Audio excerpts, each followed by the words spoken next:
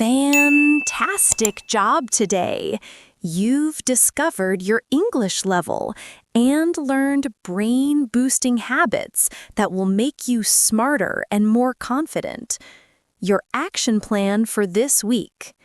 Day 1 to 2, test your level again by listening to English podcasts.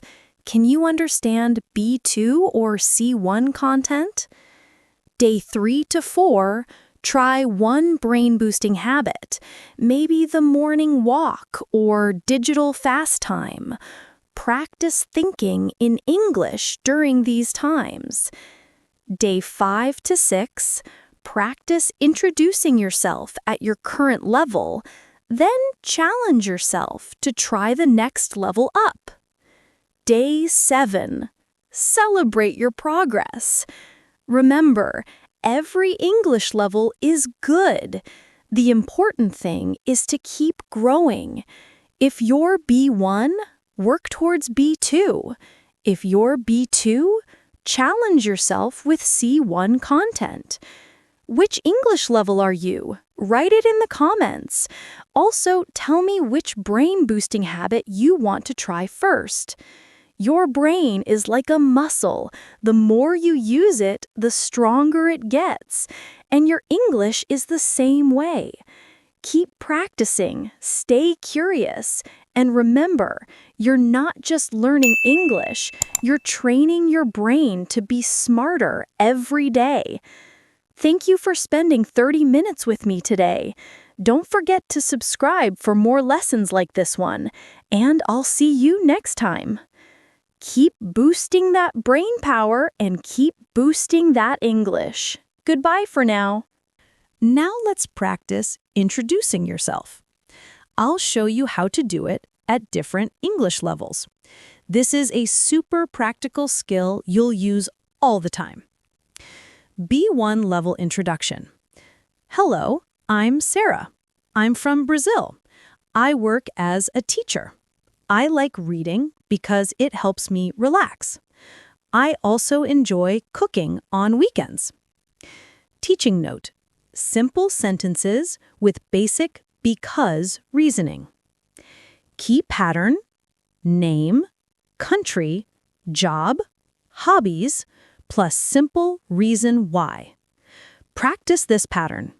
Hello, I'm your name. I'm from your country. I work as your job. I like hobby because simple reason. B2 level introduction. Hi, I'm David. I'm originally from Mexico, but I've been living in Canada for 3 years. I work as a software engineer, and I really enjoy the problem-solving aspect of my job. In my free time, I usually play guitar and sometimes go hiking with friends. Teaching note: more complex grammar. Present perfect, adverbs of frequency. Notice the upgrades. Originally from instead of just from. I've been living, present perfect. Really enjoy instead of just like. Usually and sometimes, frequency words. C1 level introduction. I'm Jennifer, and I'm originally from South Korea, though I've been based in London for the past 5 years. I work in digital marketing, which has really pushed me out of my comfort zone and taught me to think on my feet. I'm quite detail-oriented, which serves me well in my field. Outside of work, I'm passionate about photography. It's become my way of exploring the city and meeting new people. Teaching note: advanced vocabulary and natural idioms. Advanced phrases. Based in means living or working in. Pushed me out of my comfort zone means made me try new things. Think on my feet means solve problems quickly. Detail-oriented means careful about small things. Passionate about means really love something. Your turn. Try introducing yourself at your level, start with B1, then challenge yourself to try B2. Now, let's learn something that will change your life and improve your English. These are daily habits that make your brain work better. The best part? You can practice English while doing them. Habit 1. The 90-minute focus rule. Your brain works best in 90-minute cycles. Work or study for 90 minutes, then take a short break to reset. Useful vocabulary. Focus means give all your attention to something. Reset means to start fresh again. Cycle means a pattern that repeats. Practice saying, I work in 90-minute cycles. Pause. I need to reset my brain. Pause. Good. Teaching note. This is a practical study tip they can use for English learning. Habit 2. Morning walk without headphones. Take a walk without music or podcasts. This activates your creative mode and reduces stress. Key phrases. Activate creative mode means make your brain more creative. Reduce stress means become less worried. Clear your head means make your mind feel better. Try this. Take a 10-minute walk tomorrow morning and think in English. Describe what you see. The sky is blue. The birds are singing. I feel relaxed. Habit 3. Smart food for smart brain. Eat light, healthy meals like salmon, nuts, and blueberries. Heavy meals can cause a brain shutdown. Teaching note. Brain shutdown is when your brain becomes very tired after eating too much. Food vocabulary. Salmon is a healthy fish. Nuts are almonds, walnuts, good for brain. Blueberries are small blue fruits full of vitamins. Brain food is food that helps your brain work better. Practice. I eat brain food, like nuts and blueberries. Pause. Perfect. Habit 4. Digital fast. Create time without phone notifications. Constant pings make your brain restless and always looking for dopamine hits. Teaching note. Dopamine is a happy chemical in your brain. Pings are notification sounds. Useful expressions. Digital fast means time without technology. Notifications are messages from your phone. Restless brain means mind that can't focus. Challenge. Try 1 hour every day without your phone. Use this time to practice English. Habit 5. Mental load dump. Before bed, write down all your tasks and worries in a notebook. It's like clearing the RAM in a computer. Your brain can finally rest. Teaching note. RAM is computer memory. This is a great metaphor for the brain. Vocabulary. Mental load means all the things you're thinking about. Dump means put everything in one place. Worries means things that make you anxious. If you liked this lesson, don't forget to hit the like button, comment, and subscribe to the channel so you can keep improving your English with us. Hello, my amazing English learners! Welcome back to our channel. I have a really interesting question for you today. What's your English level? Do you think you're beginner, intermediate, or maybe advanced? Here's the thing. Most students don't actually know their real level. They think they're intermediate, but when they try to understand advanced English, they get confused. Or they think they're beginner, but they can actually understand much more than they realize. Today, we're going to do something special. We're going to test your English level using a fun method from the English Leap podcast. And we're going to learn some amazing daily habits that will boost your brain power. It's like getting 2 lessons in one. Teaching note: this addresses the common issue of students not knowing their actual level. By the end of this 30-minute lesson, you'll know exactly what your English level is. You'll have learned practical brain-boosting habits you can use every day, and you'll know how to introduce yourself at different English levels. This isn't just about English. This is about becoming smarter and more confident in your daily life while improving your English naturally. If you liked this lesson, don't forget to hit the like button, comment, and subscribe to the channel so you can keep improving your English with us. Are you ready to discover your real English level? Let's go! Teaching note: this addresses the common issue of students not knowing their actual level. First, let me explain something important. English levels are measured using something called CEFR. That's the Common European Framework. Don't worry, you don't need to remember that long name. Here's what you need to know. B1 equals intermediate. You can have basic conversations and understand simple topics. B2 equals upper intermediate. You can discuss more complex ideas and understand detailed explanations.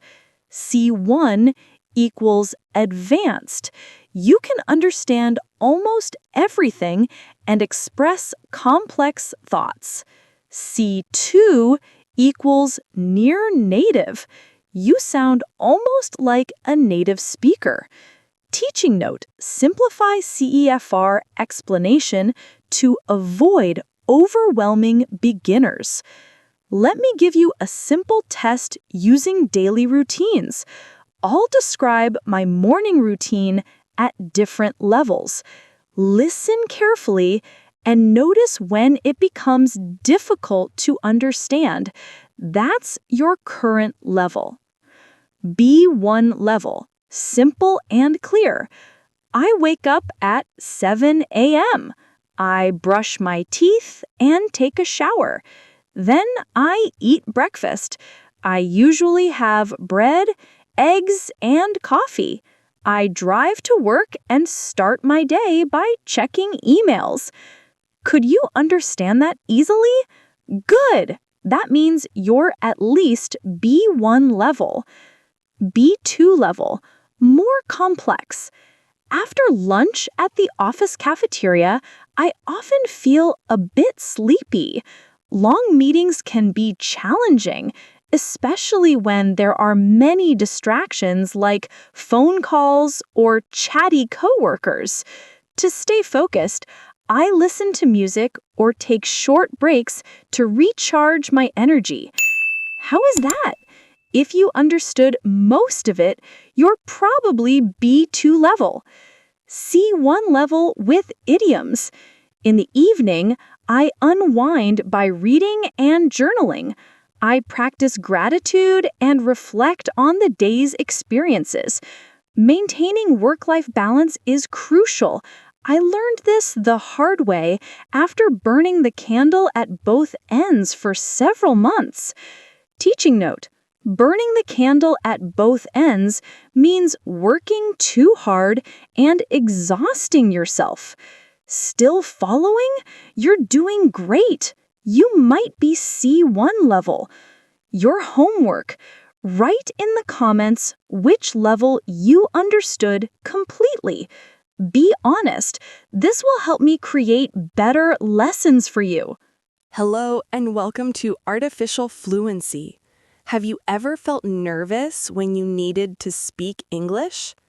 Maybe you are at a coffee shop or You needed to ask for directions, and you just couldn't find the right words. You are not alone. Today, we are going to fix that. We will practice the simple, polite, and practical English you need for everyday life. We will turn those nervous moments into confident conversations. Are you ready? Let's begin. Our lesson today is a synthesis of practical scenarios. Think of it as your guide to handling almost any daily situation in English. We'll cover everything from morning routines to workplace emails, all in one lesson. The secret to confident speaking isn't knowing thousands of complicated words. It's about mastering the simple functional language that people use every single day. The goal is to be clear and polite. For example, what do these phrases have in common? Could I have a coffee, please?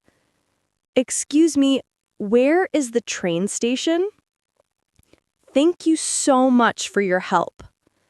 They are all simple, polite, and they help you accomplish a task. This is the kind of English we will practice today. We will learn through small stories, or as I like to call them, vignettes. These are short, real-life examples that you can start using immediately. If you liked this lesson, don't forget to hit the like button, comment, and subscribe to the channel so you can keep improving your English with us. Your support helps us create more lessons like this one. Let's start at home. This is where we have our first conversations of the day. We'll look at routines, family chats, and making plans. Scenario 1, the morning routine. Listen. Daniel wakes up at 6 in the morning. He prepares breakfast for his family. Teaching note. Notice the simple present tense. Wakes up. Prepares. We use this for habits and routines. What is your morning routine? Try to describe it in 1 or 2 simple sentences. For example, I wake up at 7 o'clock. I drink a cup of tea. Scenario 2, family dinner conversation. Listen. At the dinner table, Michael asks his children, "How was your day at school?" His daughter, Sarah, replies, "It was good. We learned about planets today."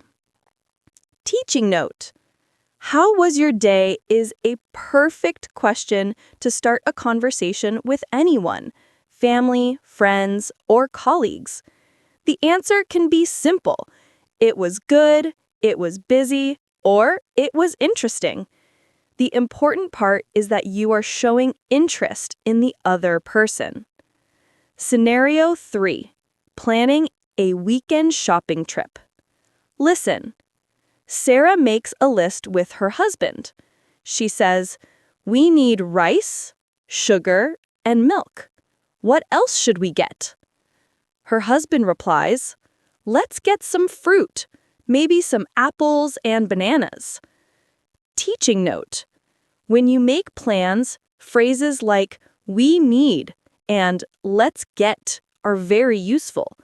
Let's is a friendly and soft way to make a suggestion. It's short for let us.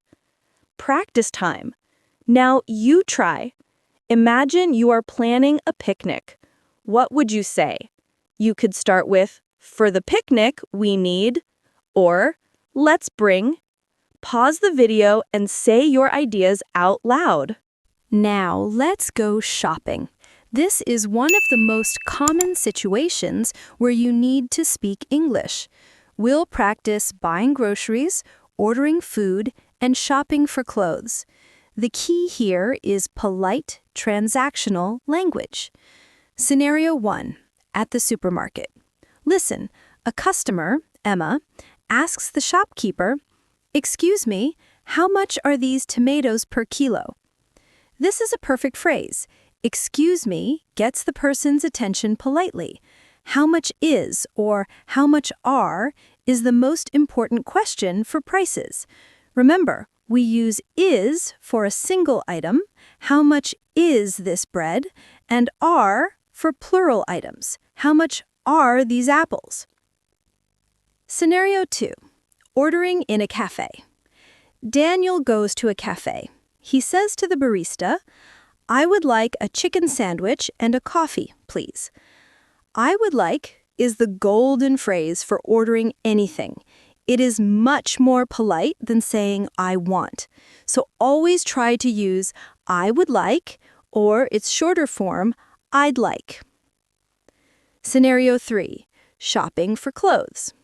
Sarah is in a clothing shop. She asks the assistant, could I try this dress in a medium size?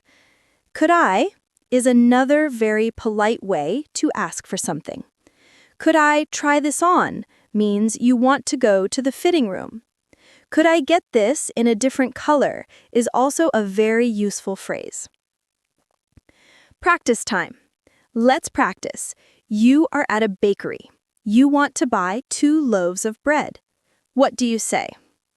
You could say, hello, I would like 2 loaves of bread, please. Or, could I have 2 loaves of bread, please? Simple and perfect. We are halfway through our lesson. You are doing an amazing job. We've covered conversations at home and while shopping. The key is always simple, polite language. If you are finding this lesson helpful, please take a moment to hit the like button and subscribe. It really helps the channel. Let us know in the comments which situation is the most difficult for you. We can make more videos to help. Next, we need to access services. This can feel intimidating, but it doesn't have to be. We'll practice visiting a doctor, going to the bank, and calling for a repair. Scenario 1. At the doctor's office. Listen, a patient tells the doctor, I am not feeling well. I have a cough and a headache. Teaching note. When describing symptoms, use the simple phrase, I have a. For example, I have a sore throat, I have a fever, or I have a pain in my back. Be simple and clear. Scenario 2. At the bank. A customer says to the bank teller, good morning, I would like to open a savings account. Again, I would like to is your best friend. It works for almost any service request. I would like to deposit some money. I would like to send money abroad. Scenario 3. Calling a plumber. Michael is on the phone. He says, hello, my kitchen tap is leaking. Can you come and fix it? When you need a repair, first state the problem clearly, like my kitchen tap is leaking or my car won't start. Then ask for help. Can you fix it? Or could you send someone to take a look? Can is common and friendly. Could is a little more formal and polite. Let's travel. Whether you're taking a bus, a train, or a taxi, you need a few key phrases to get around. Scenario 1. Buying a train ticket. Listen. A traveler says at the ticket counter, I need a ticket to Greenfield, please. Teaching note. I need a ticket to, or I would like a ticket to, are both perfect. You can also ask for specifics. A one-way ticket, just going there, or a round-trip ticket, going there and coming back. Scenario 2. Asking for directions. Listen. Emma stops someone on the street and asks, excuse me, could you tell me how to get to the library? Teaching note. This is the most polite and effective way to ask for directions. Excuse me is essential to get attention. could you tell me how to get to, is much better than asking, where is the library, because it's softer and more polite. Scenario 3, checking into a hotel. Listen. A guest, Anna, arrives at the hotel. She says, "Hello, I have a reservation under the name Anna Brown." Teaching note. This phrase makes you sound confident and prepared. "I have a reservation under the name" is exactly what the hotel staff needs to hear. Finally, let's look at social chats and workplace English. These can be a little different. Scenario 1. Small talk with a neighbor. Listen. One neighbor says, "Good morning, Anna. How are you today?" Anna replies, "I'm doing well, thank you. The weather is very hot today, isn't it?" Teaching note. Talking about the weather is the most famous type of small talk in English. It's a safe and easy topic. Phrases like, "It's a beautiful day," or "It's a bit cold today," or "It looks like it's going to rain," are perfect for starting a short, friendly chat. Scenario 2. At the office. Listen. An employee says to their boss, "Good morning. Just to let you know, I have finished the report." Teaching note. In the workplace, we often use slightly more formal language. Phrases like, "just to let you know," or "I wanted to provide an update on," are great for giving information professionally. Scenario 3. Writing a professional email. Listen. The text of an email says, "Dear Sir, I have completed the report. Please find it attached. Best regards, Daniel." Teaching note. Notice the structure. A polite greeting, "Dear Sir or Madam," or "Dear Mr. Smith," a clear message, and a professional closing. "Best regards, sincerely," or "kind regards." "Please find it attached" is the standard phrase to use when you are sending a file. And that brings us to the end of our practice session. We have covered so many practical scenarios today, at home, at the shops, at the doctor's, while traveling, and at work. What did you notice? The language is often very simple. You don't need to be a grammar expert to communicate effectively. You just need to remember these key, polite, and functional phrases. My best advice to you is this: don't be afraid to make mistakes. The most important thing is to try. Take 1 or 2 phrases from today's lesson, maybe "I would like" or "could you tell me," and try to use them this week. Thank you so much for joining me today at Artificial Fluency. Practice is the key to confidence. Keep listening, keep speaking, and you will see amazing progress. Until our next lesson, take care and keep practicing. Goodbye! Hello, my amazing English learners. Welcome back to our channel. I have a question for you, and I want you to really think about this. How many hours did you study English last week? Was it 0 hours some days, then maybe 3 hours on Sunday because you felt guilty? Or maybe you tried to study for 2 hours every day, but gave up after 3 days because it felt impossible. Here's the thing. I'm going to share a secret with you today that changed everything for my students. Are you ready for this?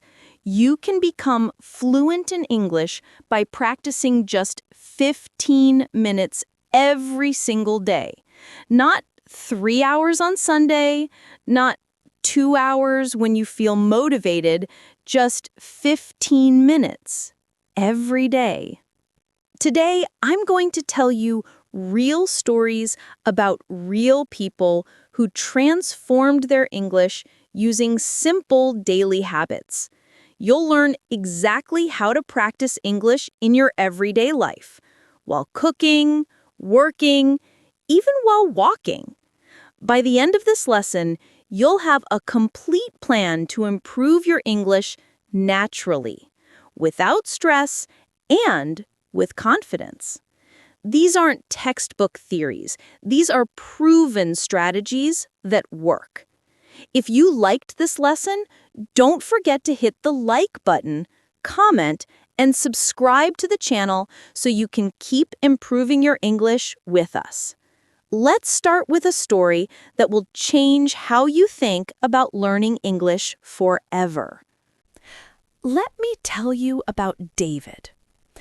David was an English teacher, and he had a student named Anna.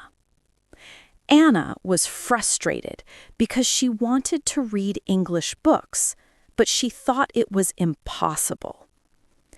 David gave Anna this advice. If you read 1 page every day, in 1 year, you will finish a whole book. Anna started reading just 1 page every day. Do you know what happened? In 6 months, she had finished 3 books. 3 whole books! Teaching note.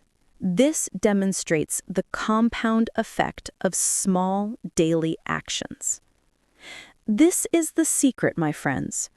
Small actions every day create big results over time. Let me share another story. Hannah wanted to get healthy, so she started walking just 10 minutes every day. Just 10 minutes. After a few months, she was walking for 1 hour and felt amazing. The same thing works for English. If you practice 10 minutes a day, you will see progress in a few months. Not tomorrow, not next week. But in a few months, you'll be surprised at how much better your English is. Teaching note. Manage expectations. Progress takes time, but consistency guarantees results. Here's what you should do every day. Choose just one of these. Listen to English for 15 minutes. Read 1 page in English. Write 3 sentences in English. Practice speaking for 10 minutes. That's it. Don't try to do everything. Choose one thing and do it every single day. Let me tell you about Peter. Peter was a farmer who said, I know that if I do my work on time, everything else in my life becomes easier. The same is true for English. If you practice a little bit every day, learning English becomes so much easier. Your first homework.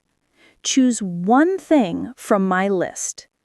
What will you do for 15 minutes every day this week? Write it in the comments. Now let me tell you Emma's story. Emma moved to a new city and felt very lonely. She was afraid to talk to people because her English wasn't perfect. One day, she decided to try something simple. She said to her neighbor, "The weather is nice today." That's all. Just 5 words. The weather is nice today. Her neighbor smiled and started a conversation. They became friends. All because Emma started with something simple. Teaching note: perfect grammar isn't needed for meaningful communication. This is so important. You don't need perfect English to communicate. You need simple, clear English. Let me teach you Emma's magic phrases for starting conversations. The weather is nice today. How are you? Have a good day. How was your weekend? Practice with me now. Say, how are you? Pause. Good. Say, the weather is nice today. Pause. Perfect. Teaching note. These phrases work in almost any English-speaking culture. Here's another story. Robert wanted to learn cooking. He didn't start with complicated recipes. He started with simple dishes, boiled eggs and sandwiches.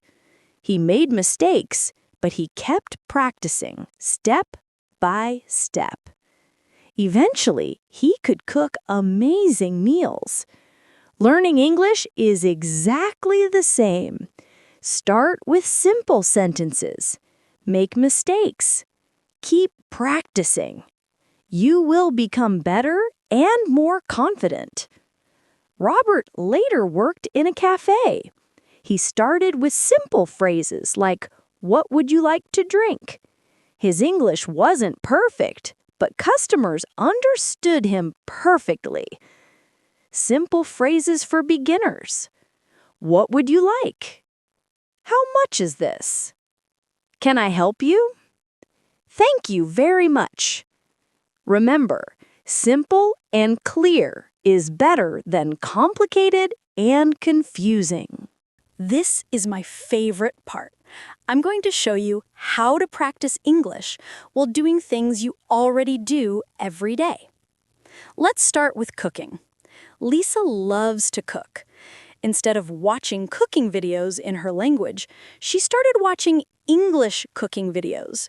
She repeated the instructions out loud. First, I cut the onions. Then, I add the oil. Now, every time Lisa cooks, she practices English. She explains what she's doing. I'm chopping vegetables. I'm heating the oil. The soup smells delicious. Teaching note, narrating daily activities is excellent for building fluency. Try this at home. Next time you cook, say what you're doing in English. I'm making coffee. I'm adding sugar. It's ready. Let's talk about work. Kevin worked in an office but was afraid to write emails in English. He started with simple email templates. Dear Mr. Smith, I hope you are well. I am writing to ask about. Thank you for your time. Best regards, Kevin. He used this template for every email, just changing the middle part. After a few months, writing emails became natural for him. Teaching note, templates give structure and confidence for beginners. At the shop, William was a shopkeeper. He practiced with customers using simple sentences. Do you want tomatoes? How many do you need? That's $5, please. His English improved because he used it every day in real situations. For hobbies, Clara loved gardening. She learned garden vocabulary, water, sunlight, flowers, growing. While working in her garden, she practiced. The flowers need water. The plants are growing. This flower is beautiful. Ryan loved photography. He started writing simple descriptions for his photos. This is a beautiful sunset. The colors are amazing. I took this photo in the park. Teaching note, connecting English to personal interests increases motivation. If you liked this lesson, don't forget to hit the like button, comment, and subscribe to the channel so you can keep improving your English with us. Your second homework, choose one activity you do every day. How can you add English to it? Tell me in the comments. Let me tell you about Ahmed. He was new at work and felt nervous about speaking English with his colleagues. One day, he asked a simple question. What do you usually eat for lunch here? That simple question started a friendship. His colleague was happy to help, and they started eating lunch together every day. The lesson? Asking simple questions opens doors to conversations and friendships. Great questions for making friends. What do you usually do on weekends? Where are you from? Do you have any hobbies? What kind of music do you like? Teaching note: questions show interest in others and are conversation starters. Here's Sarah's story. She was traveling alone and felt scared because her English wasn't perfect, but she used simple phrases successfully. Excuse me, where is the hotel? How much does this cost? Can you help me, please? At the end of her trip, Sarah felt proud because she managed everything without help. Her confidence grew with each successful interaction. Remember, every time you use English successfully, your confidence grows. Let me tell you about Daniel. On his first day at a new job, he was very nervous. He introduced himself simply, "Hello, I'm Daniel. I'm new here. Nice to meet you." Everyone was friendly and welcoming. Daniel felt more relaxed and confident. Sometimes, simple is perfect. Practice introducing yourself. "Hello, I'm," your name. "I'm from," your country. "Nice to meet you." Say it with me now. "Hello, I'm," "Nice to meet you." Pause. Excellent. Building confidence tips. Celebrate small wins. Every successful conversation counts. Don't worry about mistakes. Native speakers make mistakes too. Focus on communication, not perfection. Practice a little bit every day. Now, let's talk about something very important: mistakes. I want to tell you what Teacher Lucy told her students. Speak. Do not worry about mistakes. Mistakes are part of learning. This is so true. Let me tell you about Anna and her cousin. They practiced English together and made lots of mistakes. But instead of feeling embarrassed, they laughed at their mistakes. They had fun while learning. Teaching note: creating a positive association with mistakes reduces anxiety. Here's the truth. Every native English speaker made millions of mistakes when they were learning to speak as children. Mistakes are normal and necessary. When you make a mistake, smile and continue speaking. Say, "Sorry, I mean," and try again. Ask, "Is this correct?" Thank people who correct you. Practice this with me. "Sorry, I mean," "Is this correct?" Thank you for helping me. Perfect. Robert learned to cook by making mistakes. His first dishes were terrible, but he kept trying. Now he's an excellent cook. Learning English is the same process. Teaching note: relating language learning to other skills makes it feel more normal. Thomas was a baker. One day, his boss said, "Thomas, your bread is perfect today." This compliment gave Thomas so much motivation to keep improving. The same thing will happen with your English. People will compliment your progress, and this will motivate you to continue. Remember, mistakes help you learn. People want to help you. Progress takes time, but it always comes. Celebrate your improvements. Here's what Maria's husband told her when she wanted to give up. Don't close the shop yet. Keep trying. She kept trying, and her business became successful. I'm telling you the same thing about English. Don't give up. Keep trying. Success will come. Wow, we've covered so much today. Let me give you your complete action plan for learning English naturally. The Daily 15-Minute Plan. Choose one daily habit: listening, reading, writing, or speaking. Start simple. Use basic phrases and sentences. Connect to your life. Practice while cooking, working, or enjoying hobbies. Build confidence. Celebrate small wins and don't fear mistakes. Be patient. Remember that progress takes time. This week's challenges. Day 1 to 2. Choose your daily 15-minute habit. Day 3 to 4. Practice simple conversation starters. Day 5 to 6. Add English to one daily activity. Day 7. Celebrate your progress. Teaching note: breaking down the week makes it feel manageable. Remember David's advice: if you read one page every day, in 1 year, you will finish a whole book.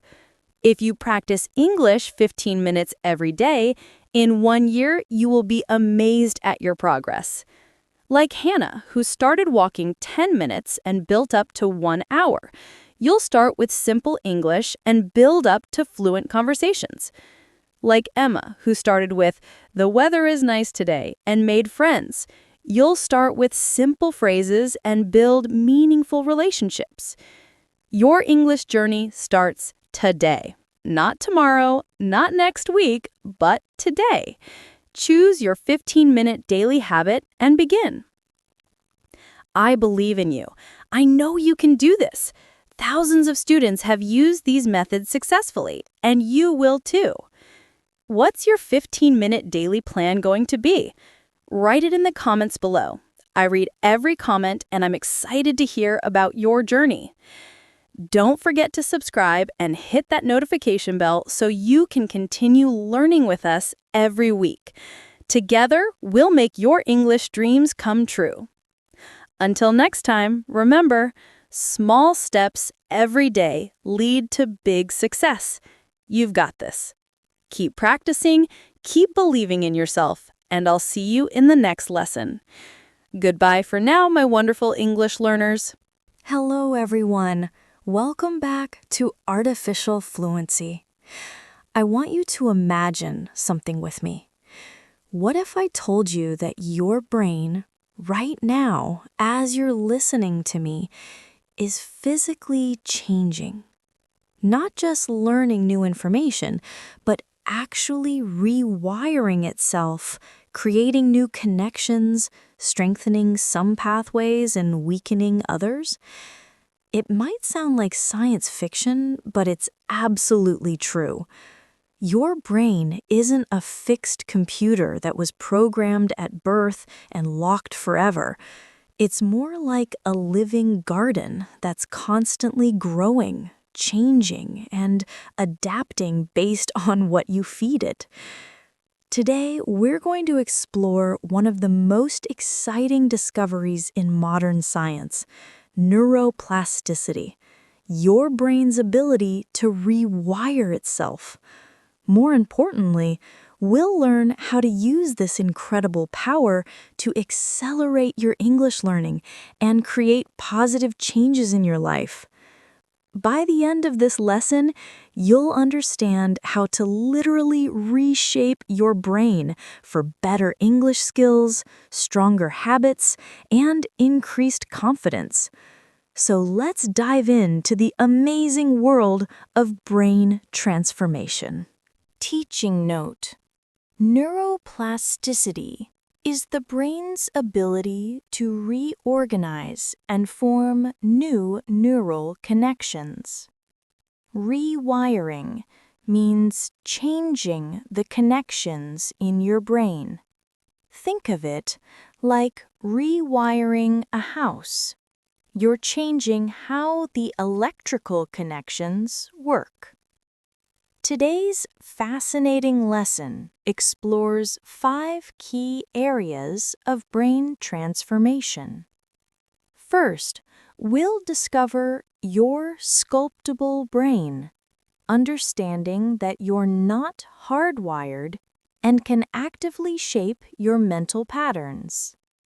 Second, we'll learn action over motivation. Why waiting to feel motivated is a trap, and how action creates motivation, not the other way around. Third, we'll explore the architecture of habits, how repeated behaviors literally reshape your brain and identity. Fourth, we'll master the power of focused attention, how your focus determines what gets built in your brain. And finally, we'll understand strategic stress and recovery, how to use challenging experiences to strengthen your brain while avoiding burnout. Each section includes practical applications for English learning and real-life examples you can implement immediately.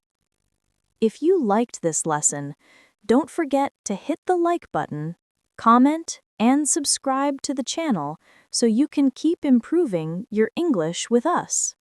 Let's begin by fundamentally changing how you think about your brain and your potential for learning English. The fixed brain myth. Many people believe they have a fixed brain, that their intelligence, language abilities, and personality were determined at birth and can't be changed. You might have heard statements like, "I'm just not good at languages. I'm too old to learn English. Some people have a talent for languages, but I don't. My brain doesn't work that way." But here's the truth. You are not hardwired. Your brain isn't some rigid machine that was programmed at birth and locked in forever. Teaching note: hardwired originally refers to electrical connections that are permanently fixed, but when talking about the brain, it means having abilities or behaviors that supposedly cannot be changed. This is a myth. Our brains are actually very flexible. Understanding neuroplasticity. The scientific term for your brain's ability to change is neuroplasticity. It means your brain is always reshaping itself, whether you realize it or not. Every single day, your brain creates new connections between brain cells, strengthens pathways you use frequently, weakens connections you don't use, adapts to new experiences and information, rebuilds itself based on your thoughts and actions. This happens automatically, but here's the powerful part. You can consciously guide this process. Teaching note: neuroplasticity combines neuro, relating to nerves or brain, and plasticity, ability to be shaped or molded. Think of plastic. It can be shaped into different forms. Your brain has this same flexibility. The living garden metaphor. Think of your brain as a living garden. Every thought you have, every behavior you repeat, every emotion you feel, it's like planting a seed. These seeds can grow into strong, helpful trees like focus and concentration, confidence in speaking English, language learning skills, positive thinking patterns, problem-solving abilities, or weeds like self-doubt and negative self-talk, fear of making mistakes, procrastination habits, anxiety about speaking English, fixed mindset thinking. Teaching note. A metaphor is when we compare one thing to another to help explain it. The garden metaphor helps us understand that our brains grow whatever we plant with our thoughts and actions. Brain transformation vocabulary. Hardwired, supposedly unchangeable, but this is false. Neuroplasticity, the brain's ability to change and adapt. Reshaping itself, changing its structure and connections. Living garden, metaphor for how the brain grows what we feed it. Planting seeds, starting new thought or behavior patterns. The critical choice. Since your brain is always changing, you have a crucial choice. You're either consciously building a better garden or letting the weeds take over. Unconscious brain change. Without conscious effort, your brain still changes based on what you consume, TV, social media, conversations, how you spend your time, what you think about most, which emotions you experience repeatedly, the habits you practice daily. Conscious brain change. With intentional effort, you can direct your brain's development toward English fluency and communication skills, confident, positive thinking patterns, productive learning habits, emotional resilience and growth, whatever goals matter most to you. Practical applications for English learning. Instead of thinking, I'm bad at English pronunciation, try thinking, I'm training my brain to hear and produce English sounds more accurately. Instead of thinking, I'll never be fluent, try thinking, my brain is building stronger English pathways every day. Instead of thinking, I'm too old to learn, try thinking, my mature brain brings focus and dedication to English learning. Evidence of your brain's flexibility. You've already experienced neuroplasticity many times. Learning to ride a bicycle, your brain developed balance and coordination. Getting used to a new neighborhood, your brain mapped new routes. Adapting to a smartphone, your brain learned new finger movements and interfaces. Developing preferences for foods you once disliked. Your English brain is already changing. Right now, as you listen to this lesson, Your brain is building stronger connections for English vocabulary. You're developing better listening comprehension pathways. Your pronunciation centers are activating as you hear new words. You're creating memory links between concepts and English expressions. Taking control of your brain's development. The key insight is this: you're not stuck, you're sculptable. And the more intentional you are with your thoughts and actions, the more powerful your transformation becomes. Daily questions for brain sculpting. What am I feeding my brain today?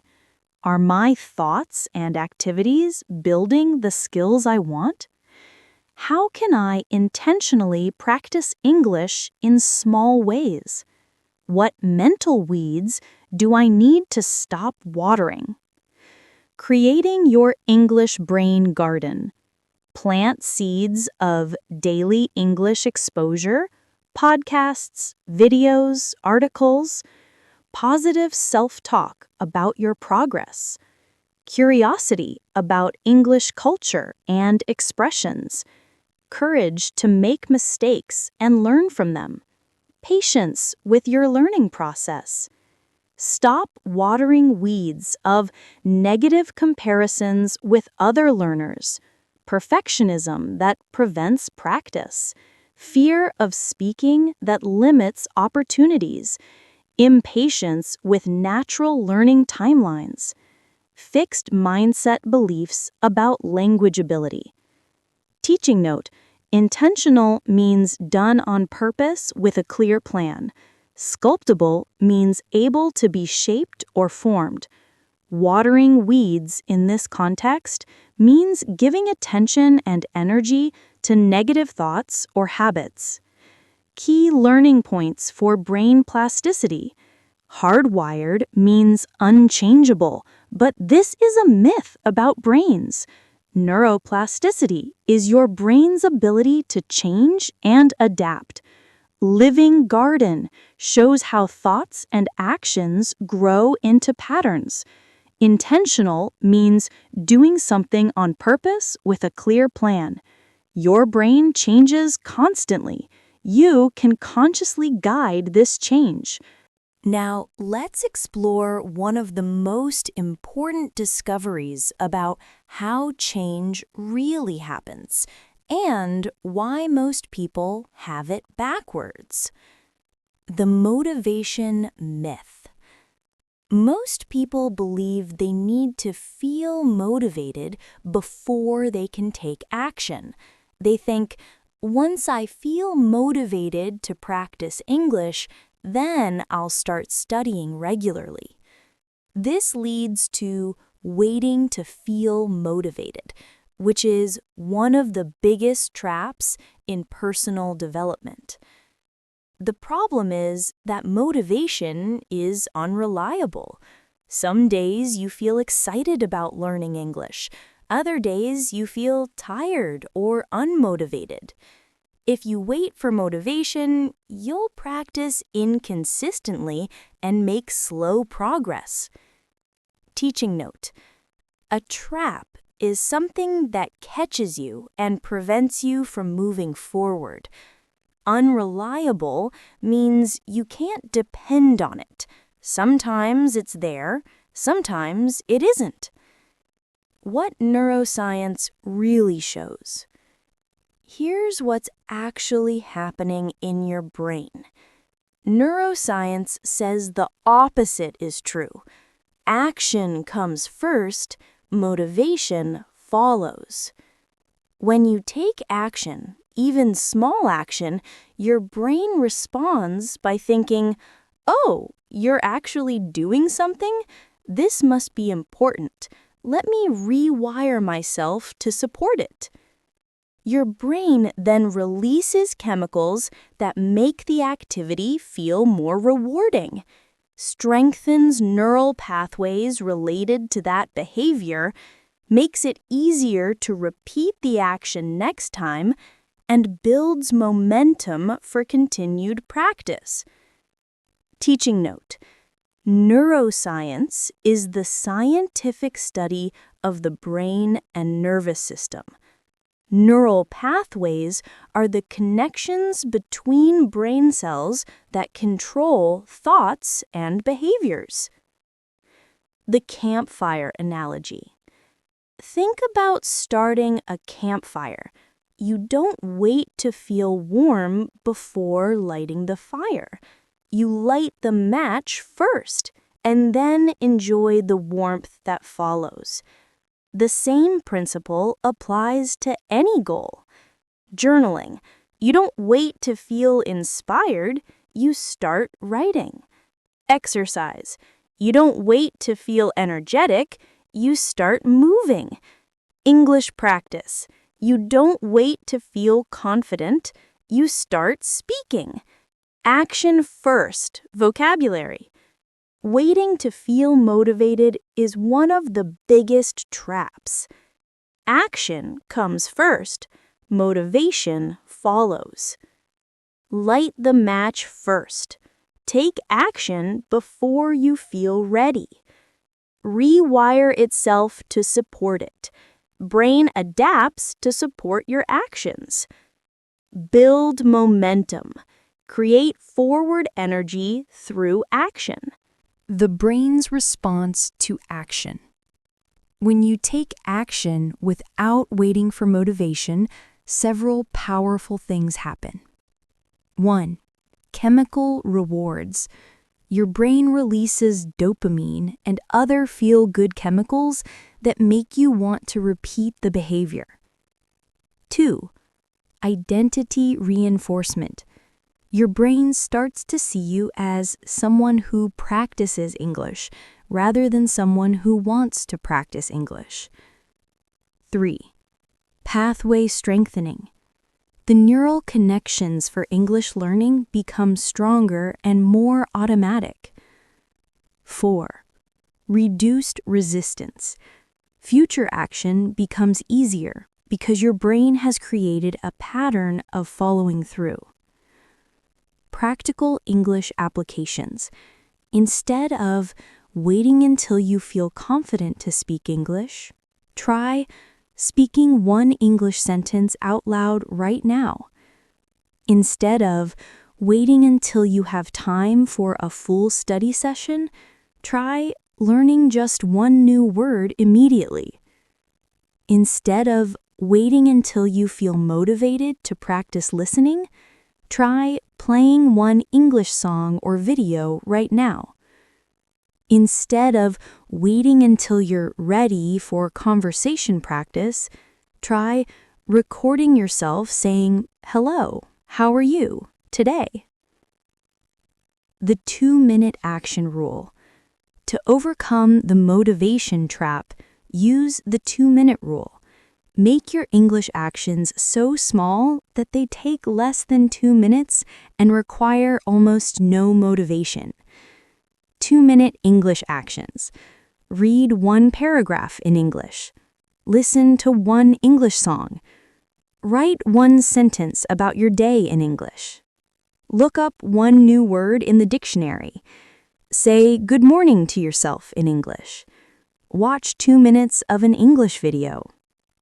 Teaching note: the 2-minute rule works because it's so small that you can't make excuses. Once you start, you often continue for longer than 2 minutes naturally. Building the action habit. Week 1. Take one tiny English action daily, regardless of how you feel. Week 2. Notice how taking action changes your motivation levels. Week 3. Gradually increase your actions as they become more automatic. Week 4. Celebrate how action has built your English learning momentum. The mindset shift. Change your internal dialogue from old thinking, "I need to feel motivated first, then I'll take action," to new thinking, I don't need to feel ready, I just need to act and my brain will catch up. This mindset shift is powerful because it removes the pressure to feel a certain way before practicing English. You simply need to begin, and your brain will create the supporting motivation. Real-life examples. Sarah's story. Sarah waited months to feel ready for English conversation. Finally, she decided to just say hello to one English speaker. That small action led to a 5-minute conversation, which built her confidence for longer conversations. Mike's experience. Mike kept postponing English reading because he didn't feel like it. One day, he forced himself to read just one paragraph. He ended up reading for 20 minutes and felt energized to continue the next day. If you liked this lesson, don't forget to hit the like button, comment, and subscribe to the channel so you can keep improving your English with us. Common action-first mistakes. Making actions too big. Don't start with hour-long English sessions. Start with tiny actions that feel almost effortless. Judging your feelings. It's normal to not feel motivated sometimes. Don't interpret this as failure, just take action anyway. Waiting for perfect conditions. There's never a perfect time. Act with whatever time, energy, or resources you have right now. Expecting immediate motivation. Sometimes motivation follows action quickly. Sometimes it takes days or weeks. Trust the process. Key learning points for action over motivation. Waiting to feel motivated is one of the biggest traps. Action comes first, motivation follows, according to neuroscience. Light the match first means take action before you feel ready. Build momentum means create forward energy through consistent action. Small actions, 2 minutes or less, are easier to start than large ones. Let's explore how repeated actions literally reshape your brain and transform who you become as an English learner. Neurons that fire together, wire together. This phrase represents fundamental brain science. Every time you repeat an action or thought, you strengthen the neural pathways associated with it. Every time you repeat something, your brain makes it easier to do again. Think of it like laying down train tracks. Every time you repeat a behavior, you're strengthening that track. Eventually, your brain makes the repeated behavior the easiest route and takes this path automatically. Teaching note: neurons are brain cells.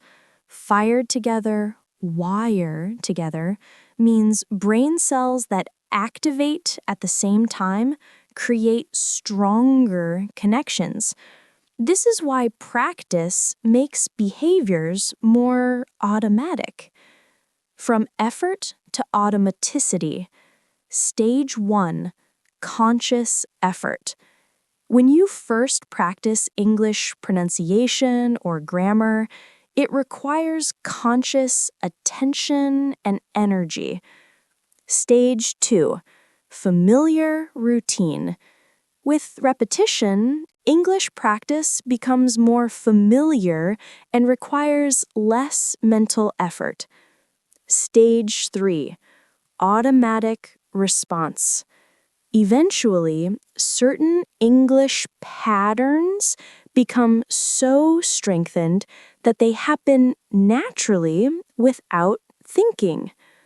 Examples of English automaticity: saying thank you automatically in English, understanding common phrases without translation, using correct grammar patterns without conscious thought, recognizing English sounds and words instantly. Small habits, big identity changes. Here's a crucial insight. Small habits matter because small daily actions begin to sculpt your identity. You don't need dramatic changes to transform how you see yourself as an English learner. The identity formation process: you repeat a small action, listen to English for 5 minutes daily. Your brain strengthens pathways for that behavior. The action becomes more automatic and natural. You begin to see yourself as someone who naturally consumes English content. This identity reinforces the behavior and makes it easier to maintain. Teaching note: sculpt your identity means to gradually shape who you are. Identity formation is the process of developing your sense of who you are. Habit architecture vocabulary: neurons that fire together, wire together. Brain science principle: laying down train tracks, strengthening neural pathways through repetition. The easiest route and automatic path are how habits become effortless. Sculpt your identity, gradually shape who you are. Automaticity: when behaviors happen without conscious thought. Making your why specific and vivid. Transform general into specific. General: I want to travel. Specific: I want to confidently ask for directions in London, order fish and chips like a local, and have a genuine conversation with someone in a pub. General: I want career success. Specific: I want to present my ideas clearly in international video calls and feel respected for my expertise, not limited by language barriers. General: I want to understand English media. Specific: I want to laugh at English comedy shows, understand the emotional depth of English song lyrics, and discuss my favorite English books with other readers. The smile test. Your true why should pass the smile test. When you think about it, you should naturally smile and feel energy in your body. If thinking about your reason makes you feel excited, that's a good sign you've found a strong why. Creating your why statement. Write your personal why statement using this format. I'm learning English because I want to specific action so that I can emotional outcome. Examples: I'm learning English because I want to confidently order food in English-speaking countries so that I can feel independent and adventurous when traveling. I'm learning English because I want to help my children with their homework so that I can feel proud of being a supportive parent. I'm learning English because I want to understand English movies without subtitles so that I can fully appreciate the art and emotion of filmmaking. Strengthening your why over time. Your why may evolve as you grow and learn. That's completely normal. Regularly reconnect with your motivation. Reflecting on how your English has already improved your life. Imagining new possibilities that better English could create. Adjusting your goals as your life circumstances change. Adding new layers of meaning to your original why. Key learning points for finding your why.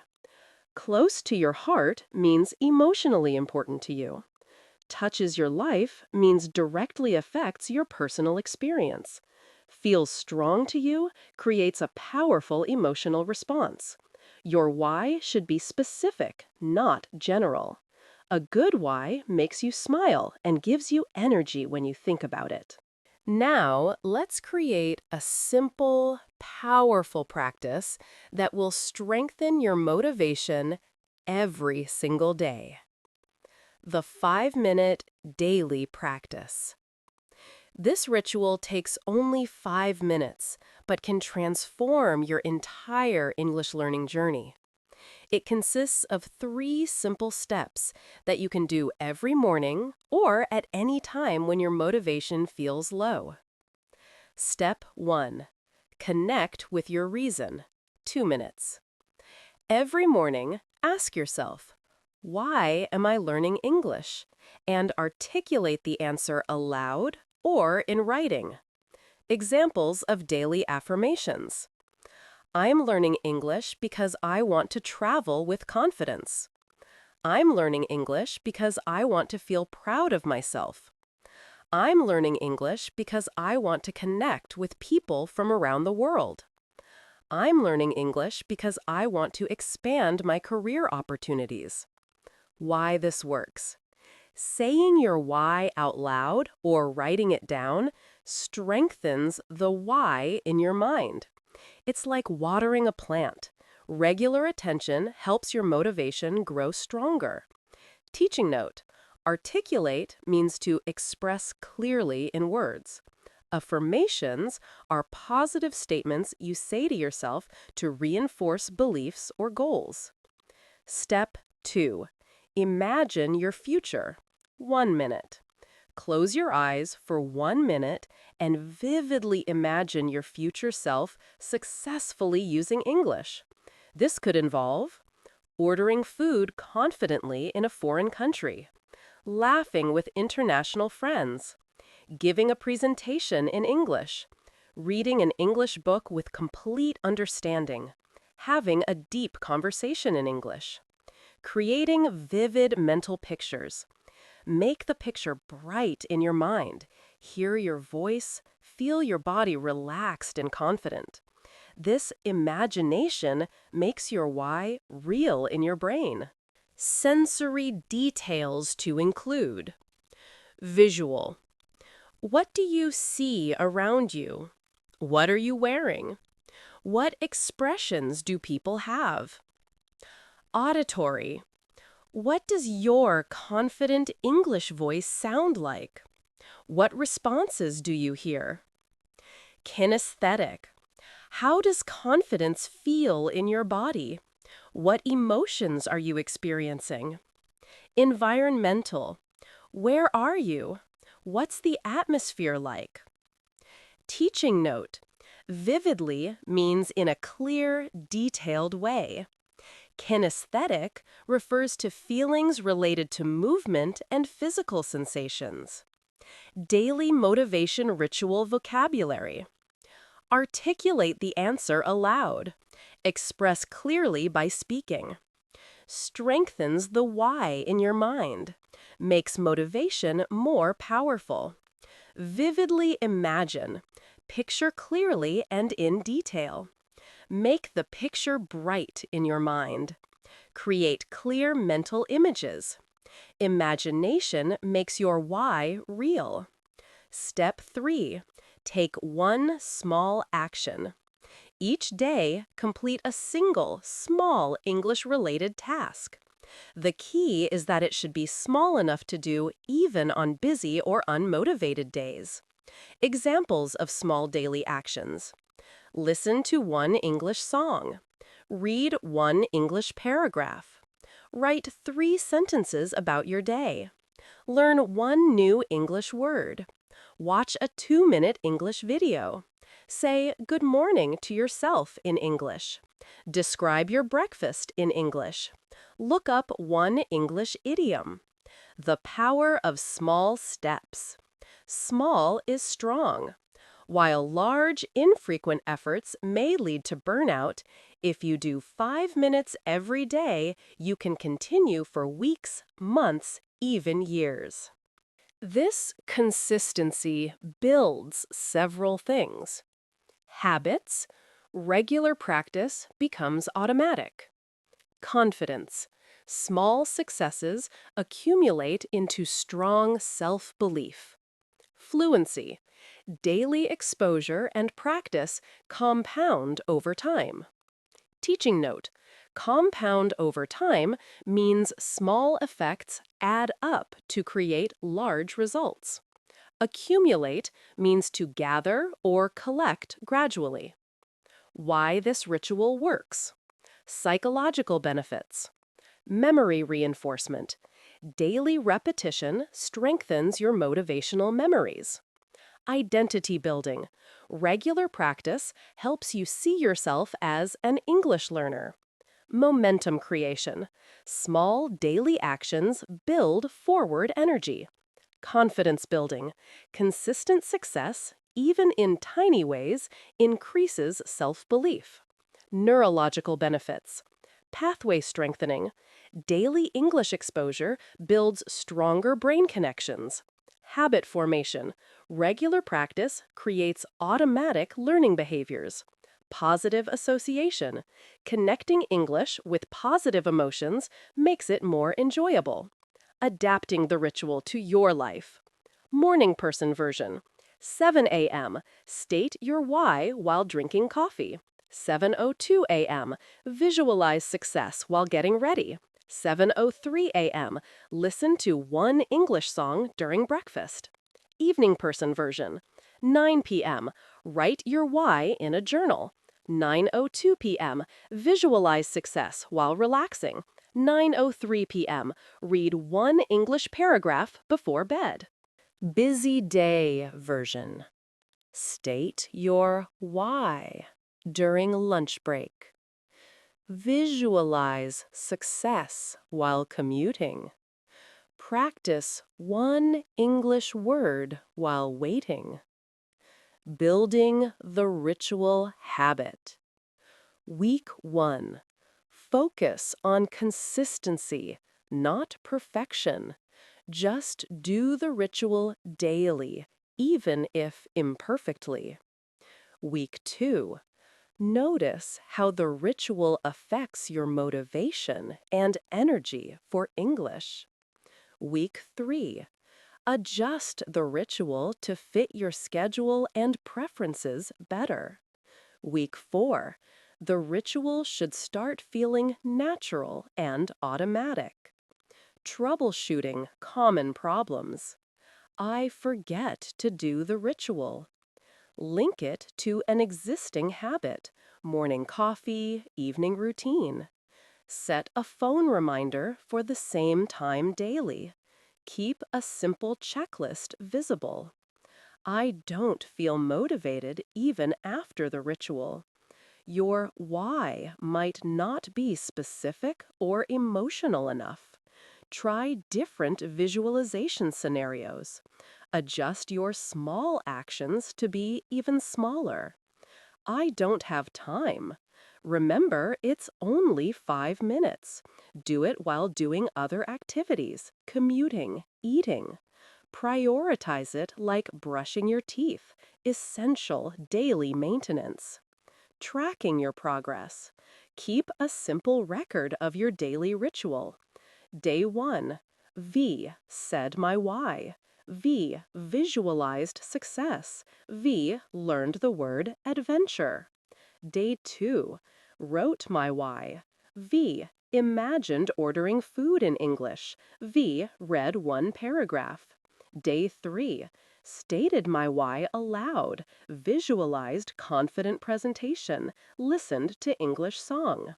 Key learning points for daily motivation ritual. Articulate aloud means to express clearly by speaking. Vividly imagine means to picture clearly and in detail. Small is strong. Tiny, consistent actions are more powerful than large, inconsistent ones. compound over time. Small effects add up to create large results. Consistency in the ritual builds habits, confidence, and fluency. What an inspiring journey we've taken together through the world of internal motivation. You now understand that your why is more powerful than any textbook, app, or external pressure when it comes to English learning success. Your weekly motivation plan. Week 1. Discover your why.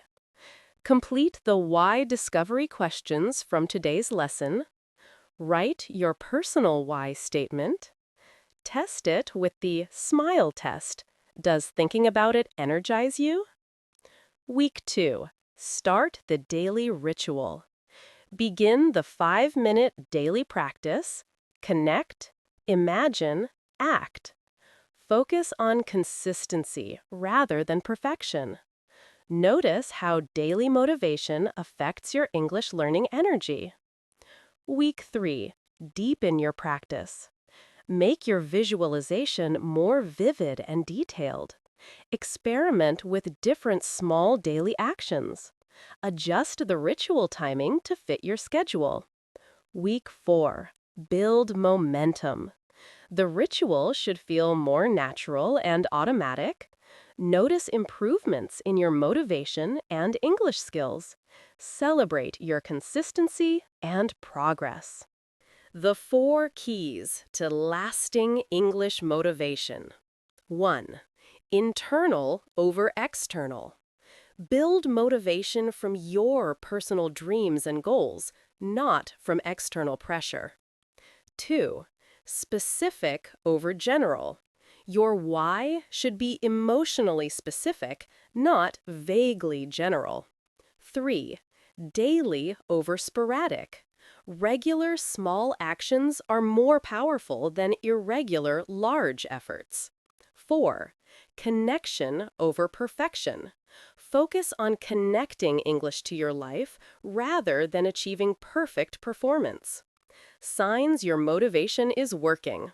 Within 2 to 4 weeks of consistent practice, you should notice looking forward to English practice rather than avoiding it, finding natural opportunities to use English, feeling excited about your progress rather than frustrated by mistakes, continuing English activities even when not required, seeing yourself as an English learner rather than someone who should learn English.